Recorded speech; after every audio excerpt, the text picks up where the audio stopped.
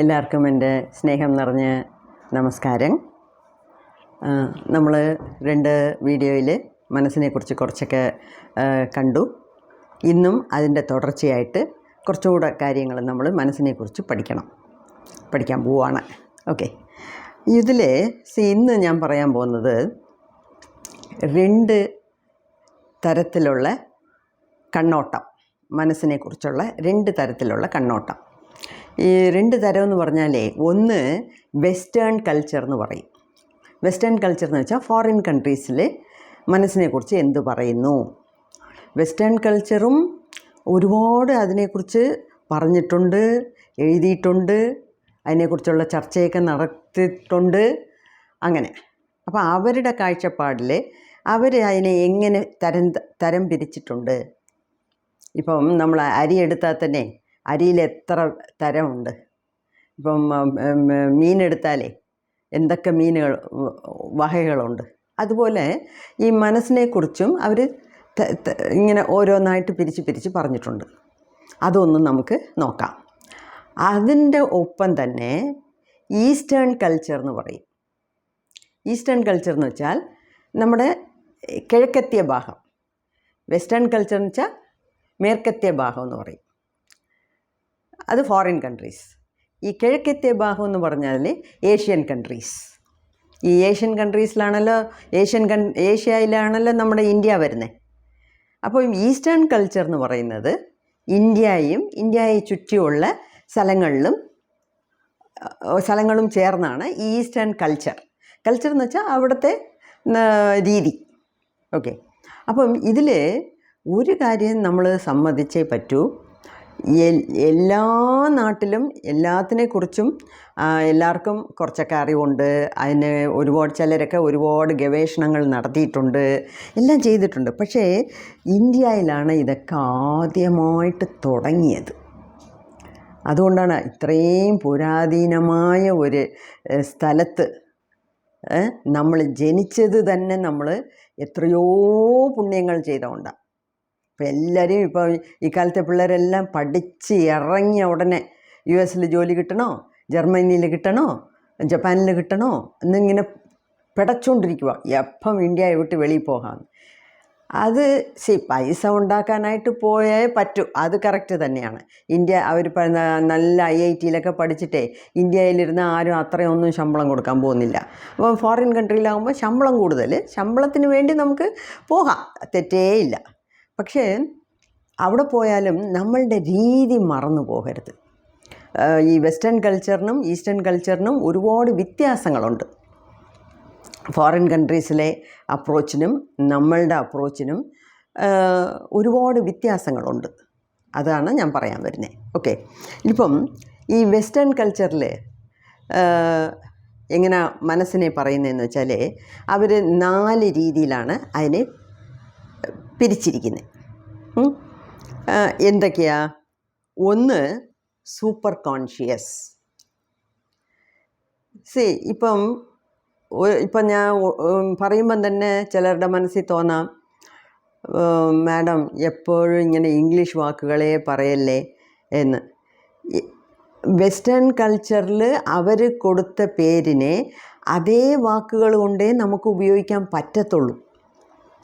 അതിനെ നമ്മൾ മൊഴിമാറ്റം ചെയ്താൽ, ട്രാൻസ്ലേഷൻ ചെയ്താൽ അതിൻ്റെ അർത്ഥം മാറിപ്പോവും. ഓക്കെ, അതൊരു കാര്യം. ഇപ്പം മലയാളത്തിലൊരു വാക്കുണ്ട്, അത് വേറെ ലാംഗ്വേജിലൊന്നിലും ഇല്ല. അപ്പം തമിഴരോ തെലുങ്കരോ വേറെ ആരെങ്കിലും നോർത്ത് ഇന്ത്യൻസോ ആ വാക്കിനെ ഉപയോഗിക്കണമെങ്കിൽ, നമ്മുടെ മലയാളത്തിലുള്ള ഒരു സ്പെഷ്യൽ പ്രത്യേക വാക്കിനെ ഉപയോഗിക്കണമെങ്കിൽ അതിനെ അവരവരുടെ ലാംഗ്വേജിൽ ട്രാൻസ്ലേറ്റ് ചെയ്താൽ അതിനെ പിച്ചിക്കീറി ഒന്നുമില്ലാതാക്കുന്ന സ്വഭാവമായിപ്പോൾ. പിച്ചിക്കീറി അതിൻ്റെ അർത്ഥമേ മാറി പോകും. അപ്പം നമ്മളിപ്പം കേരളത്തിൽ ഉപയോഗിക്കുന്ന ഒരു വാക്ക് തന്നെ തമിഴർ അവരുടെ ഇഷ്ടത്തിന് മാറ്റും, ഹിന്ദി സംസാരിക്കുന്നവർ അവരുടെ ഇഷ്ടത്തിന് മാറ്റും, തെലുങ്ക് സംസാരിക്കുന്നവർ അവരുടെ ഇഷ്ടത്തിന് മാറ്റും. അങ്ങനെ മൊഴി മാറ്റം ചെയ്യാൻ പാടില്ല. ഇപ്പം നമ്മൾ തന്നെ തമിഴിലാവട്ടെ, മലയാളത്തിലാവട്ടെ, തെലുങ്കിലാവട്ടെ, ഹിന്ദിയിലാവട്ടെ, വേറെ പല ലാംഗ്വേജിൽ നിന്നും ഒരുപാട് വാക്കുകൾ നമ്മൾ എടുത്തിട്ടുണ്ട്. ഒരുപാട് വാക്കുകൾ എടുത്തിട്ടുണ്ട്. പക്ഷേ ആ വാക്കുകളെല്ലാം അതുപോലെ തന്നെ ഉപയോഗിക്കണം. ഓക്കെ, അതുകൊണ്ടാണ് ഞാനും അതേ വാക്കുകളെ ഉപയോഗിക്കുന്നത്. അതും ഒരു കാരണം. അപ്പം നമുക്ക് മൊഴി മാറ്റം ചെയ്ത് അതിനെ ഒന്നുമില്ലാതാക്കരുത്. അതിൻ്റെ അർത്ഥത്തിനെ വേർതിരിച്ച് ചെയ്യരുത്. അതിന് അർത്ഥത്തിനെ അർത്ഥമില്ലാതാക്കരുത്, അനർത്ഥമാക്കരുത്. അതൊന്ന്. രണ്ടാമത്, ഇപ്പോൾ ഇംഗ്ലീഷിലൊരു വാക്കുണ്ട്, അതിന് ഈക്വലായിട്ടുള്ള മലയാളത്തിലൊരു വാക്ക് വേണമെന്നില്ല. സദ്ഗുരു എപ്പോഴും പറയും, നമ്മൾ ധ്യാനം എന്ന് നമ്മൾ പറയുന്നില്ലേ, അവർക്ക് ഇംഗ്ലീഷിൽ ഈ ധ്യാനം എന്നുള്ള വാക്കിന് ഈക്വലായിട്ടുള്ള ഒരു വാക്ക് ഇല്ല. അപ്പോൾ മെഡിറ്റേഷൻ എന്നൊരു വാക്കുണ്ട്. പക്ഷേ സദ്ഗുരു പറയുന്നത് അത് അത്രയും കറക്റ്റായിട്ടുള്ള ട്രാൻസ്ലേഷൻ അല്ല എന്ന് അദ്ദേഹം കുറച്ച് ഗവേഷണമൊക്കെ നടത്തിയിട്ട് പറയുമായിരിക്കും. അത് ശരിയായിരിക്കും. അതുകൊണ്ടാണ് ഞാൻ പറയുന്നത്, എല്ലാത്തിനെയും നമ്മൾ മാറ്റിമറിച്ച് കൊണ്ടുപോയാൽ ഒടുക്കം ഒന്നുമില്ലാതായിപ്പോവും. സോ അതിനേക്കാട്ടിലും ഭേദം അതാത് വാക്കുകൾ അതാത് രീതിയിലങ്ങ് ഉപയോഗിച്ചുകൊണ്ട് പോകുന്നതാണ്. ഇത് എൻ്റെ ഒരു അഭിപ്രായവും കൂടെയാണ്. ഓക്കെ, അതൊന്ന്. രണ്ടാമത്, കുറച്ച് നമ്മൾ എക്സ്ട്രാ വാക്കുകൾ പഠിക്കാം. ഇപ്പം നാളെ ഏതെങ്കിലും ഇംഗ്ലീഷിലൊരു വീഡിയോ കാണുന്നു, അല്ലെങ്കിൽ ഇംഗ്ലീഷിൽ ആരെങ്കിലും ഒന്ന് ചോദിക്കുന്നു, അങ്ങനെയൊക്കെ ചോദിക്കുമ്പം നമുക്കും കുറച്ച് പറയാൻ അറിഞ്ഞിരുന്നാൽ തെറ്റില്ല. അറിവ് നേടുന്നു എന്ന് പറയുന്നത് ഏത് ലാംഗ്വേജിലും ഏത് രീതിയിലും ഏത് നല്ല രീതിയിലും ആവാം. ഓക്കെ, അതൊരു ചെറിയ ഇത് ഇൻട്രൊഡക്ഷനായിട്ട് ഞാനത് പറഞ്ഞതേ ഉള്ളൂ. ഇപ്പം ഇനിയൊരു കാര്യം, ഇപ്പം ഈ വാക്കുകളെല്ലാം ഞാൻ ഗൂഗിളിൽ ഇട്ടിട്ട് നോക്കുന്നുണ്ട്. ഇട്ട് നോക്കുമ്പം ചില വാക്കുകളെ ശരിയാവുന്നുള്ളൂ. ചില വാക്കുകൾ മലയാളത്തിൽ എഴുതുമ്പം അത് ശരിയല്ല, അതിൻ്റെ ട്രാൻസ്ലേഷൻ ശരിയല്ല, പോരാന്ന് എനിക്കേ മനസ്സിലാവുന്നുണ്ട്.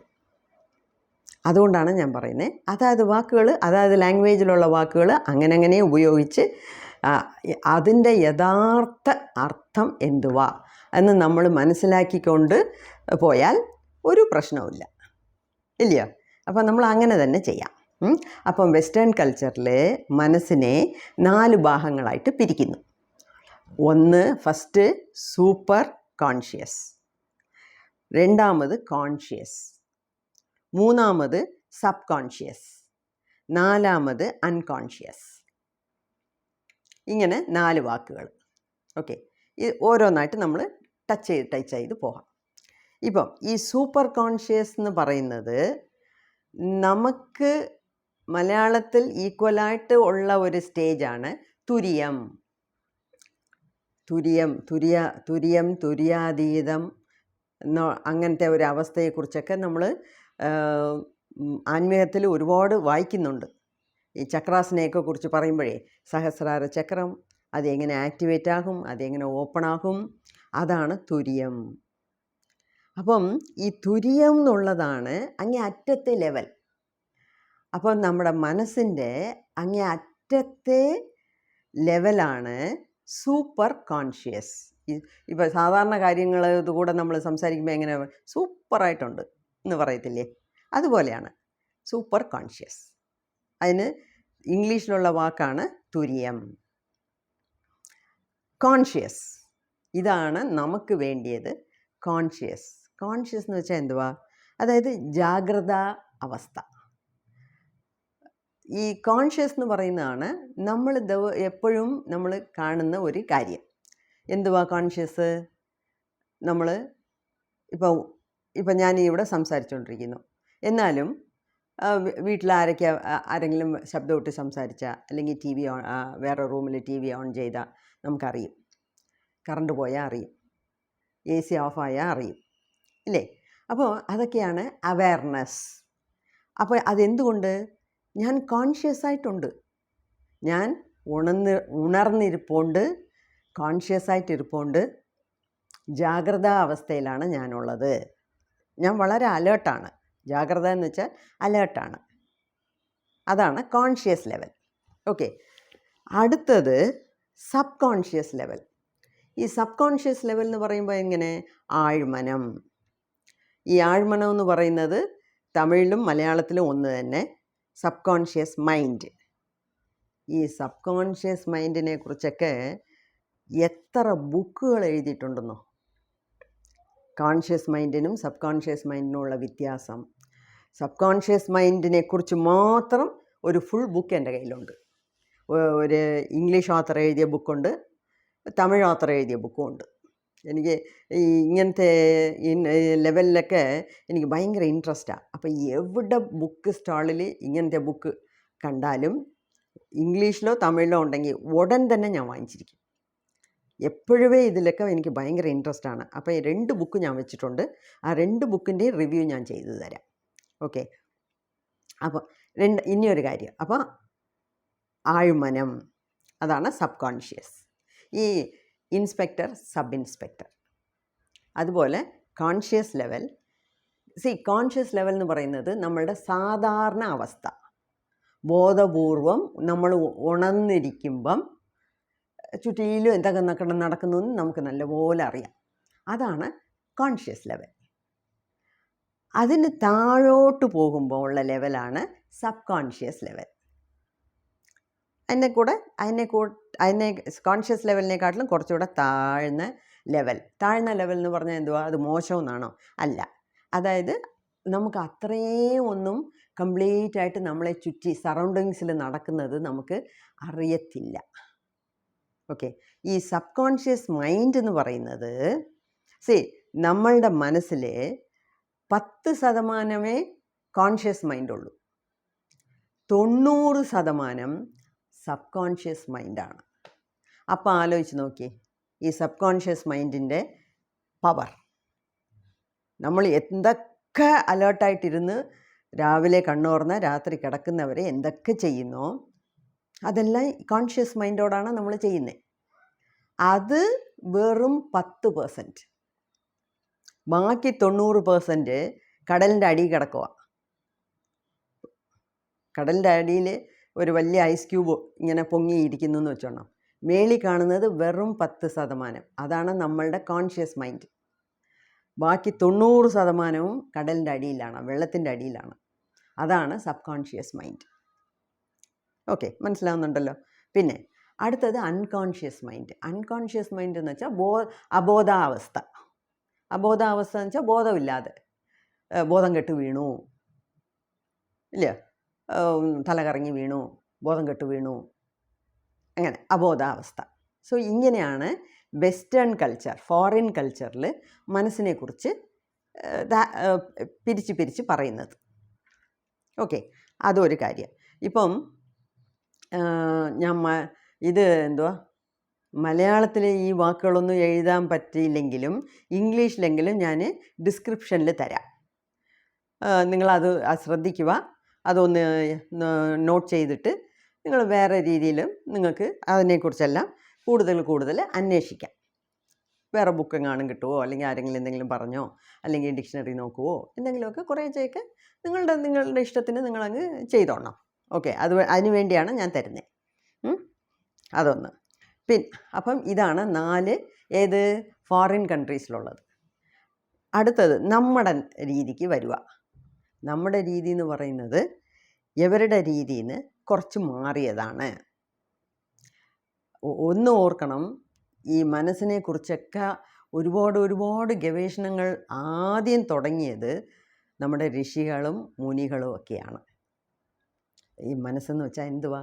മനസ്സിനെ എങ്ങനെ അടക്കാൻ പറ്റുമോ പറ്റത്തില്ലയോ, അതിനെ എങ്ങനെ കൈകാര്യം ചെയ്യാം, അങ്ങനൊക്കെ ഒരുപാട് അവർ ഈ ധ്യാനത്തിൽ കൂടെയാണ് അവർ ചിന്തിച്ച് മനസ്സിലാക്കിയെടുത്തത്. പിന്നെ ഇവിടെ ജസ്റ്റ് ഞാൻ ഒരു കാര്യം പറയാൻ ആഗ്രഹിക്കുന്നു. ഇതൊക്കെ നമ്മൾ കൂടുതൽ മനസ്സിലാക്കണം, അറിവ് നേടണം, നമ്മളതിനെ ഡെയിലി ലൈഫിൽ പ്രാബല്യത്തിൽ കൊണ്ടുവരണം എന്നൊക്കെ ഉണ്ടെങ്കിൽ ഈ ഒരുപാട് സംസാരിക്കുന്നത് കുറയ്ക്കണം. ഞാൻ അന്നേ സൈലൻസിൻ്റെ കാര്യങ്ങളൊക്കെ പറഞ്ഞു. Speech silver, silence is gold എന്നൊക്കെ. അത് നിങ്ങൾ പ്രാക്ടിക്കലായിട്ട് ചെയ്യാൻ തുടങ്ങിയോന്ന് എനിക്ക് അറിഞ്ഞുകൂടാ. നമ്മൾ എത്രയ്ക്ക് മിണ്ടാതിരിക്കുന്നോ അത്രയ്ക്ക് പ്രപഞ്ചം നമ്മളുടെ കൂടെ സംസാരിക്കും. അപ്പോൾ നമുക്ക് മനസ്സിലാക്കാൻ വയ്യാത്ത കാര്യങ്ങളൊക്കെ കൂടെ നമുക്ക് തന്നെ മനസ്സിലാകും. എനിക്കതിൽ ഒരുപാട് അനുഭവങ്ങളുണ്ട്. എൻ്റെ നേച്ചർ എന്ന് പറഞ്ഞാലേ, ഞാൻ 2, 3, 4 ദിവസം കൂടെ ഇപ്പോൾ വീട്ടിൽ ആരും ഇല്ലെങ്കിൽ കൂടെ ഞാൻ മിണ്ടാതിരിക്കും. എനിക്ക് ടി വി ഇഷ്ടമല്ല. ടി വി ഈ ഭാഗത്താണെങ്കിൽ ഞാൻ ഇങ്ങോട്ട് തിരിഞ്ഞുകൊണ്ട് പോകും. ഞാൻ ടി വി കാണുകയില്ല. ആ സമയം 2 ബുക്ക് വായിക്കാമെന്നായിരിക്കും ഞാൻ നോക്കുന്നത്. ഞാൻ സിനിമയ്ക്ക് പോകത്തില്ല എന്ന് വെച്ചാൽ അതൊന്നും ഇപ്പോൾ പിടിക്കുന്നില്ല. അത് അങ്ങനെയൊക്കെ ഇപ്പം ഏതെങ്കിലും ഒരു സിറ്റുവേഷനിൽ പോകേണ്ടി വന്നാൽ കൂടെ അയ്യോ ഇത് വേസ്റ്റ് ഓഫ് ടൈം, ഇങ്ങനെ വേസ്റ്റ്, ഒരു ബുക്കെങ്കിലും കൊണ്ടുവന്നിരിക്കുകയായിരുന്നു, ഏതെങ്കിലും ഒരു 4 പേജ് വായിച്ചിരിക്കാമായിരുന്നു. ഒന്നുമില്ലയോ, വീട്ടിൽ മിണ്ടാണ്ടിരിക്കും. വീട്ടിലാരും ഇല്ലെങ്കിൽ എനിക്ക് ഹാപ്പിയാണ്. അതേ സമയത്ത് വീട്ടിൽ ആൾക്കാരും വേണം എനിക്ക്. വീട്ടിൽ ആൾക്കാരുണ്ടെങ്കിൽ ഞാൻ ഹാപ്പിയാണ്. വീട്ടിൽ ആളുകൾ ആരും ഇല്ലെങ്കിൽ ഹാപ്പിയാണ്. പക്ഷേ ഈ ഒറ്റയ്ക്ക് ഇങ്ങനെ ഇരിക്കുമ്പം ഒന്നും നമ്മൾ ചിന്തിക്കണ്ട, മെഡിറ്റേഷനും ചെയ്യണ്ട, ഒന്നും ചെയ്യണ്ട, മിണ്ടാണ്ടിരുന്നാൽ മതി. ഒരുപാട് കാര്യങ്ങൾ എനിക്ക് ഫീലാകും. വെളിയിൽ നിന്ന് ഇങ്ങനെ തലയ്ക്കകത്ത് കൊണ്ട് ആരോ ഇടുന്ന പോലെ. അങ്ങനെ ഒരുപാട് കാര്യങ്ങൾ നമുക്ക് മനസ്സിലാക്കി എടുക്കാൻ പറ്റും. ഓക്കെ. അപ്പം നമ്മളുടെ കൾച്ചറിൽ മനസ്സിനെ 4ആയിട്ട് പറയുന്നുണ്ട്. ഈ 4ഉം വെസ്റ്റേൺ കൾച്ചറുടെ 4ഉം ഒന്നാണോ? അല്ലവേ അല്ല. അവരുടെ കണ്ണോട്ടം വേറെ, നമ്മളുടെ കണ്ണോട്ടം വേറെ. ഓക്കെ. സോ വെസ്റ്റേൺ കൾച്ചറുടെ ഫസ്റ്റും ഈസ്റ്റേൺ കൾച്ചറുടെ ഫസ്റ്റും ഒന്ന്. അങ്ങനെ ഒന്നും വിചാരിച്ച് കളയല്ലേ. അങ്ങനെ ഉണ്ടെങ്കിൽ ഞാനേ പറഞ്ഞേനെ. ഓക്കെ. നമ്മൾ ഈസ്റ്റേൺ കൾച്ചറിൽ മനസ്സിനെ 4ആയിട്ട് പിരിച്ചിട്ടുണ്ട്. എന്തൊക്കെയാ? മനസ്സ്. അതെന്തോ മനസ്സിനെ മനസ്സെന്ന് പറയുന്നത്? ഫസ്റ്റ് സ്റ്റേജ്, ഫസ്റ്റ് ഭാഗം മനസ്സ്. മെയിൻ മനസ്സാണ്. അതിൽ ഫസ്റ്റ് സ്റ്റേജും മനസ്സാണ്. സെക്കൻഡ് ബുദ്ധി, തേർഡ് ചിത്തം, ഫോർത്ത് അഹങ്കാരം. മനസ്സ്, ബുദ്ധി, ചിത്തം, അഹങ്കാരം.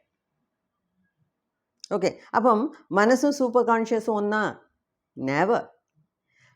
ബുദ്ധിയും കോൺഷ്യസും ഒന്നാ? അല്ല. അപ്പോൾ അത് രണ്ടിനെയും താരതമ്യപ്പെടുത്താൻ പോകരുത്. ഓക്കെ. ഇപ്പം ഇത് 4നും എന്തുവാ അർത്ഥം? നമ്മുടെ നാട്ടിൽ എന്തുവാ അതിനെക്കുറിച്ച് പറഞ്ഞിരിക്കുന്നത്? നമ്മൾ നേരത്തെ കണ്ടതാണ്. മനസ്സെന്ന് പറയുന്നത് എന്തുവാ? ഈ പഞ്ചേന്ദ്രിയങ്ങൾ വഴി ഇൻഫർമേഷനെ ഉൾവാങ്ങുന്നു. ഫസ്റ്റ് കാര്യം അതാണ് മനസ്സ്. 5 സെൻസ് ഓർഗൻസ് വഴി ഒരുപാട് കാര്യങ്ങൾ നമ്മൾ കാണുന്നു, കേൾക്കുന്നു, കഴിക്കുന്നു, അതെല്ലാം ഉൾവാങ്ങുന്നു. അതാണ് ഫസ്റ്റ് സ്റ്റേജ്. അതുകൊണ്ടാണ് അതിനെ തന്നെ അവർ മനസ്സെന്ന് പറഞ്ഞു. സോ പഞ്ചേന്ദ്രിയങ്ങൾ കൊണ്ട് ഇൻഫർമേഷനെ ഉൾവാങ്ങുന്ന സ്റ്റേജിനാണ് മനസ്സ്.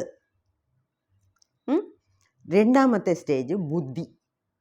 ഈ ബുദ്ധി എന്ന് പറയുന്നത് എങ്ങനെയാണോ? അറിവ്. ബുദ്ധി എന്ന് വെച്ചാൽ അറിവാണോ? അറിവ് എന്നും പറയാം. പക്ഷേ ഈ ബുദ്ധി എന്ന് പറയുന്ന അറിവെന്നും പറയാം. പക്ഷേ ഇവിടെ പറഞ്ഞിട്ടുള്ളത് ബുദ്ധി എന്നാണ്. അപ്പം നമുക്കും അതേ വാക്ക് ഉപയോഗിച്ചാൽ മതി. അപ്പോൾ ബുദ്ധി എന്ന് പറയുന്നത് എങ്ങനെയാണെന്ന് വെച്ചാൽ, ഈ മനസ്സിൻ്റെ ഡെഫിനിഷൻ ഞാൻ തന്നില്ലേ ആദ്യത്തെ ദിവസം, അതാണ് ഈ ബുദ്ധി. അതെന്തുവാ? അതായത് ഈ പഞ്ചേന്ദ്രിയങ്ങൾ കൊണ്ട് ഉൾവാങ്ങി ഒരു കലവറയിൽ ഇട്ട് വച്ചിരിക്കുന്നു.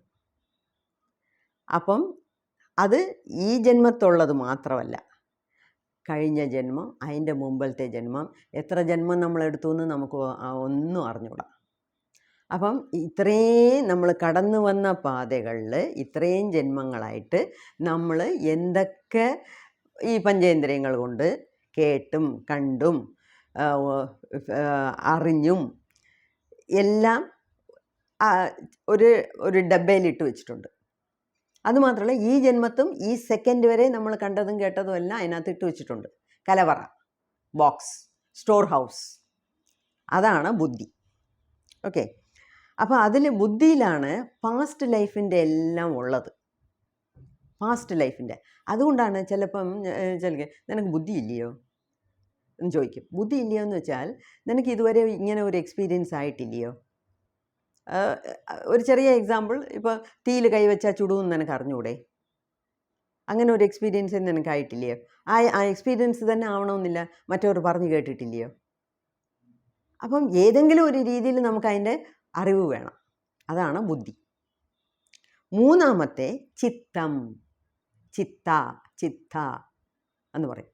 ഈ ചിത്ത എന്ന് പറയുന്നത് ഈ ബുദ്ധിയെ, അതായത് മനസ്സിനെയും ബുദ്ധിയെയും ഉപയോഗിച്ച് അതിൻ്റെ അടിസ്ഥാനത്തിൽ ഫ്യൂച്ചറിനെ കുറിച്ച് പ്ലാൻ ചെയ്യും. അതാണ് ചിത്ത. ചിത്തംപോക്ക് ശിവംപോക്ക് എന്ന് പറയും. അതായത് ചിത്തം എന്ന് പറയുന്നത് ഫ്യൂച്ചറിനെ കുറിച്ചുള്ള ക്ലാരിറ്റി. അതായത് ശരി, ഇതിങ്ങനെ, അതങ്ങനെ, ഇങ്ങനെയാണ് കാര്യങ്ങൾ, അപ്പം ഇത് നാളെ ഇങ്ങനെ വേണം ചെയ്യാൻ. ഈ ഫ്യൂച്ചറിൻ്റെ പ്ലാൻ ഉണ്ടല്ലോ. നമ്മൾ സാധാരണ രീതിയിൽ നാളെ 8 മണിക്ക് എണ്ണിക്കണം, അല്ലെങ്കിൽ 10 മണിക്ക് എണ്ണിക്കണം, 12 മണിക്ക് അത് ചെയ്യണം, അങ്ങനത്തെ പ്ലാനല്ല. അതായത് നമ്മളുടെ എക്സ്പീരിയൻസ് എല്ലാം വെച്ചുകൊണ്ട് ഫ്യൂച്ചറിൽ നമുക്ക് എന്തൊക്കെ ചെയ്യാം. ആത്മീക രീതിയിൽ നമുക്ക് ചിത്തം എന്ന് പറയുന്ന ഒരു സാധനം, മനസ്സ് പാർട്ട് ഓഫ് ദ മൈൻഡ് വെച്ചുകൊണ്ടാണ് നമുക്ക് ഫ്യൂച്ചറിനെ കുറിച്ച് ചിന്തിക്കേണ്ടത്. ഇത് മനസ്സ് എല്ലാവർക്കും കോമൺ ആണ്, ബുദ്ധി എല്ലാവർക്കും കോമൺ ആണ്. പക്ഷേ ഈ ചിത്തം ആർക്ക് നന്നായിട്ട് ഡെവലപ്പായിരിക്കും എന്ന് വെച്ചാൽ മഹാന്കൾക്കാണ്. മഹാന്കൾക്ക്, യോഗികൾക്ക്, അവർക്കൊക്കെയാണ് ഈ ചിത്തം എന്നുള്ള ഭാഗം നല്ല അതുകൊണ്ടാണ് അവർക്ക് ക്ലാരിറ്റി ഉള്ളത്. ഒരുപാട് നല്ല ഒരു ഗുരുവിൻ്റെ അടുത്ത് പോയി ചോദിച്ചു നോക്കണം, എന്തൊക്കെ ഡൗട്ട് ചോദിച്ചാലും പട്ടെന്ന് ആൻസർ വരും. ഇതെന്തുവാ, അതെന്തുവാ, ഇതെന്തുവാ എന്ന് വെച്ചാൽ അവർക്ക് എല്ലാത്തിനെക്കുറിച്ചും നല്ല ഗ്രാഹ്യമുണ്ട്, നല്ല ക്ലാരിറ്റി ഉണ്ട്. മനസ്സിലായോ? അതാണ് ചിത്തം. നാലാമത്തെയാണ് അഹങ്കാരം. ഈ അഹങ്കാരം എന്നുള്ളത് ഒരുപാട് സ്ഥലത്ത് തെറ്റിദ്ധരിക്കപ്പെട്ട ഒരു വാക്കാണ്. നമ്മൾ സാധാരണ രീതിയിൽ നമ്മൾ സംസാരിക്കുമ്പം അഹങ്കാരിയാണ്, മഹാഹങ്കാരിയാണ്, അയാൾക്കുള്ള തലക്കണം, എന്തോ ഒരു ഗർവിയാണ്, ഗർവൻ, അങ്ങനെയൊക്കെ പറയും. അതേ സമയത്ത് നമ്മൾ ഈ മനസ്സിലെ അഹങ്കാരം എന്ന് പറയുന്നത് വളരെ നല്ല ഒരു സ്റ്റേജാണ്. നല്ല സ്റ്റേജ് എന്ന് വെച്ചാൽ ചിത്തത്തിനേക്കാട്ടിലും ഉയർന്ന ഒരു നിലയാണ് അഹങ്കാരം. സോ ഈ തലക്കനം, ഗർവം, അഹങ്കാരം എന്ന് നമ്മൾ ഉപയോഗിക്കുന്നതിന് ഇനിയൊരു മറുവാക്കാണ് ഈഗോ. അയ്യാക്കെന്നെ തല മുഴുക്ക ഈഗോ, നമ്മളെങ്ങാനും പറഞ്ഞാൽ കേൾക്കുമോ? അങ്ങനെ പറയും. അത് നമ്മളുടെ സാധാരണ ജീവിതത്തിൽ ഉപയോഗിക്കുന്ന അഹങ്കാരം. അതിന് ഇംഗ്ലീഷ് വാക്കാണ് ഈഗോ. പക്ഷേ ഇവിടെ മനസ്സിൻ്റെ നാലാമത്തെ സ്റ്റേജാണ് അഹങ്കാരം. അത് ഈഗോ അല്ലവേ അല്ല. ഓക്കെ, സോ എൻ്റെ അടുത്ത് ചോദിച്ചാൽ ഒരുപാട് ഇതിനെക്കുറിച്ച് ഗവേഷണം ചെയ്ത് നമ്മൾ സമയം കളയേണ്ട കാര്യമേ ഇല്ല. ഞാൻ നിങ്ങൾക്ക് അങ്ങനെ ലഡ് പോലെ എടുത്തെടുത്ത് തരുന്നു. ഇതിനെ കേട്ടിട്ട് ഇതിനെ നിങ്ങളുടെ നോട്ട്ബുക്കിൽ നോട്ട് ചെയ്ത് വെച്ചിട്ട് അതിനെക്കുറിച്ച് തന്നെ ചിന്തിച്ച് പോയാലേ മതി. ഓക്കെ, ഈ ഗൂഗിളിലൊക്കെ ട്രാൻസ്ലേഷൻ ഇട്ടാൽ പല അബദ്ധങ്ങളും കയറി വരുന്നുണ്ട്. ഓക്കെ, അതുകൊണ്ട് സൂക്ഷിച്ച് ഇരിക്കണം. ഇപ്പം അപ്പം ഈസ്റ്റേൺ കൾച്ചറിൽ അഹങ്കാരം എന്ന് വെച്ചാൽ എന്തുവാ, അതിനി നമ്മൾ പറഞ്ഞില്ലല്ലോ. അതാണ് ഐ കോൺഷ്യസ്നെസ്. ഞാനത് എൻ്റെ ഇതിലിടാം. എൻ്റെ വീഡിയോഗ്രാഫർ എൻ്റെ സ്റ്റുഡൻ്റാണ്, കൊച്ചു പയ്യനാണ്. അവനുണ്ടായിരുന്നെങ്കിൽ ഈ വാക്കുകളെല്ലാം ഞാൻ പറയുമ്പോഴേ അവൻ എഴുതി ചേർത്തിരുന്നേനെ. അവനിപ്പം ദുബായിൽ ഇരിക്കുവാണ്. ദുബായിൽ വേറെ ഒരു സിനിമയുടെ എഡിറ്റിങ്ങിന് വേണ്ടി പോയിരിക്കുന്നു. 1 മാസം ആകും ടീച്ചറെ ഞാൻ വരാൻ, അതുവരെ ടീച്ചർ എങ്ങനെയെങ്കിലും അഡ്ജസ്റ്റ് ചെയ്തോണം, ബാക്കിയെല്ലാം ഞാൻ വന്ന് ചെയ്തു തരാമെന്ന് പറഞ്ഞിട്ട് പോയി. നല്ല ഒരു പയ്യനാണ്. അതുകൊണ്ട് ഞാൻ എന്തുവാ ചെയ്യുന്നത്, ഞാൻ ഡിസ്ക്രിപ്ഷനിലിടാം. ഓക്കെ. ഇപ്പം ഐ എന്ന് പറഞ്ഞാൽ ഐ, ഞാൻ, ഇംഗ്ലീഷിലെ ഒരു വാക്കാണ് ഐ, ഞാൻ. അതേസമയത്ത് ഇനിയൊരു ഐ ഉണ്ട്, EYE, അതും ഐ ആണ്. അപ്പം ഈ കറക്റ്റ് സ്പെല്ലിങ്ങോടെ ഇത് ഞാൻ പറയുന്ന ഐ വന്ന് ഈ ഐ, ഇംഗ്ലീഷിലെ ഐ കോൺഷ്യസ്നെസ്, ഐ കോൺഷ്യസ്നെസ് ആണ് അഹങ്കാരം. ഈ ഐ കോൺഷ്യസ്നെസ് എന്ന് പറയുന്നതിന് വേറെ 2 വാക്കുകളുണ്ട്. രണ്ടും നിങ്ങൾക്ക് നേരത്തെ അറിയാം, നമ്മൾ നേരത്തെ പഠിച്ചിട്ടുണ്ട് അതിനെക്കുറിച്ച്. അതെന്തുവാ? അവെയർനെസ്. ഇനിയൊരു വാക്ക് എന്തുവാ? മൈൻഡ്ഫുൾനെസ്. മൈൻഡ്ഫുൾനെസ് അല്ലെങ്കിൽ അവെയർനെസ് അല്ലെങ്കിൽ കോൺഷ്യസ്നെസ്. ഓക്കെ, ഇതാണ് അഹങ്കാരം എന്നുള്ള 4ാമത്തെ സ്റ്റേജ്. ഈ ഐ കോൺഷ്യസ്നെസ് എന്ന് പറയുന്നത് വളരെ ഇമ്പോർട്ടൻ്റ് ആണ്. എന്താണെന്ന് വെച്ചാൽ ഇതായിരിക്കും നാളെ നമ്മൾ ഒരുപാട് നാളെ എന്ന് വെച്ചാൽ നാളത്തെ വീഡിയോ എന്നല്ല, ഫ്യൂച്ചറിൽ നമ്മൾ ചർച്ച ചെയ്യാൻ പോകുന്നത്. അതിലാണ് ഈ 5ാമത്തെ കോശം, ബ്ലിസ് ബോഡി എന്നൊക്കെ പറയും. ഞാൻ അത് കംപ്ലീറ്റായി തള്ളി വയ്ക്കാൻ പറഞ്ഞത് ഇപ്പം മനസ്സിലാവുന്നുണ്ടോ? ആ ലെവലിനൊന്നും നമ്മൾ എത്തിയിട്ടില്ല, അതുകൊണ്ടാണ്. അപ്പോൾ ആ ലെവൽ വരുമ്പോഴത്തേക്ക്, നമ്മൾ പഠിച്ച് ആ ലെവലിൽ വരുമ്പോഴത്തേക്ക് നമുക്ക് കൂടുതൽ മനസ്സിലാകും. ഓക്കെ, അപ്പം ഇത്രയും ഇന്ന് മതി. എന്നുവെച്ചാൽ കൂടുതൽ വാക്കുകൾ ഇട്ടിട്ട് നിങ്ങളെ കൺഫ്യൂസ് ചെയ്യാൻ, കുഴപ്പാൻ എനിക്ക് താല്പര്യമില്ല. സോ ഇന്ത്യൻ കൾച്ചർ പ്രകാരം, ഈസ്റ്റേൺ കൾച്ചർ പ്രകാരം നമ്മൾ എന്തുവാ പറയേണ്ടിയേ? ഫസ്റ്റ് സ്റ്റേജ് മനസ്, സെക്കൻഡ് സ്റ്റേജ് ബുദ്ധി, തേർഡ് സ്റ്റേജ് ചിത്ത, ഫോർത്ത് സ്റ്റേജ് അഹങ്കാരം. ഈ അഹങ്കാരം എന്ന് പറയുന്നതാണ് ഐ, ഞാൻ, ഐ കോൺഷ്യസ്നെസ്. ഐ കോൺഷ്യസ്നെസ് എന്ന് വെച്ചാൽ കംപ്ലീറ്റ് 100% ബോധത്തോട് നമ്മൾ പ്രവർത്തിക്കുന്നത്. അതാ അവെയർനെസ്, മൈൻഡ്ഫുൾനെസ്. അപ്പം ഇതിനൊക്കെയാണ് ഞാൻ മുന്നേ ആ ഗോൾഡൻ റൂൾ എന്ന് പറഞ്ഞ് കുറേ കാര്യങ്ങൾ പറഞ്ഞത്. മനസ്സിലായോ? ഇപ്പം മനസ്സിലായോ? നിങ്ങൾക്ക് 2നെയും കണക്ട് ചെയ്യാൻ പറ്റുന്നുണ്ടോ? ശരി, ഓക്കെ. സോ ഇത്രയും മതി. ഇതിനെക്കുറിച്ച് നല്ലപോലെ ചിന്തിച്ച് വയ്ക്കുക. നന്ദി, നമസ്കാരം.